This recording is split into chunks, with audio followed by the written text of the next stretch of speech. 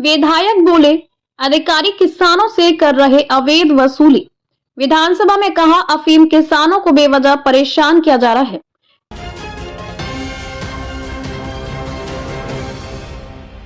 चित्तौड़गढ़ विधायक चंद्रभान सिंह आख्या ने गुरुवार को राजस्थान विधानसभा में अफीम किसानों से जुड़ा एक गंभीर मुद्दे को उठाया है। उन्होंने कहा, आबकारी विभाग के अधिकारियों की ओर से अफीम किसानों को बेवजह परेशान किया जा रहा है। विधायक ने आरोप लगाया कि डोडा चूरा नष्ट करने के नाम पर किसानों से अवैध वसूली की शिकायतें लगातार सामने आ रही हैं, जिससे किसान मानसिक और आर्थिक दोनों रूप से परेशान हो रहे हैं। यह स्थिति बेहद गंभीर है और सरकार को तुरंत इस पर संज्ञान लेना चाहिए ताकि ईमानदार किसानों को किसी तरह की परेशानी ना हो। विधायक आक्या ने कहा कि मेवाड़ क्षेत्र में अफीम की खेती ग्रामीण ही नहीं बल्कि शहरी अर्थव्यवस्था की भी प्रमुख धुरी रही है। हजारों किसान इस खेती से जुड़े हुए हैं और इसी से उनके परिवारों की आजीविका चलती है। ऐसे में अगर किसानों को बिना वजह परेशान किया जाएगा तो इसका सीधा असर पूरे क्षेत्र की आर्थिक स्थिति पर पड़ेगा। उन्होंने कहा कि सरकार को इस सच्चाई को समझना चाहिए कि अफीम किसान कोई अपराधी नहीं बल्कि मेहनतकश और ईमानदार किसान है।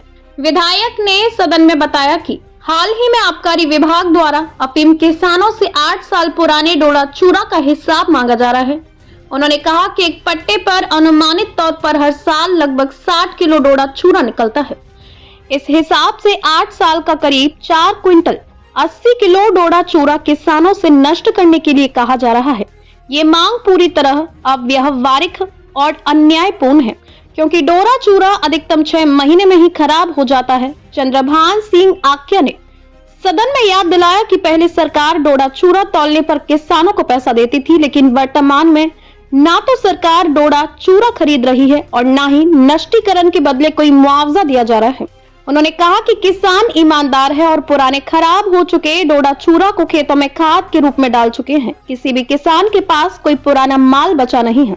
विधायक ने सरकार से मांग की है कि यदि डोडा चूरा तौलने या नष्ट करने की प्रक्रिया अपनाई जाती है तो किसानों को उचित मुआवजा दिया जाए। उन्होंने सुझाव दिया कि कम से कम 1000 रुपए प्रति किलो या सरकार जो भी उचित समझे 2000 या 5000 रुपए उस हिसाब से भुगतान किया जाए।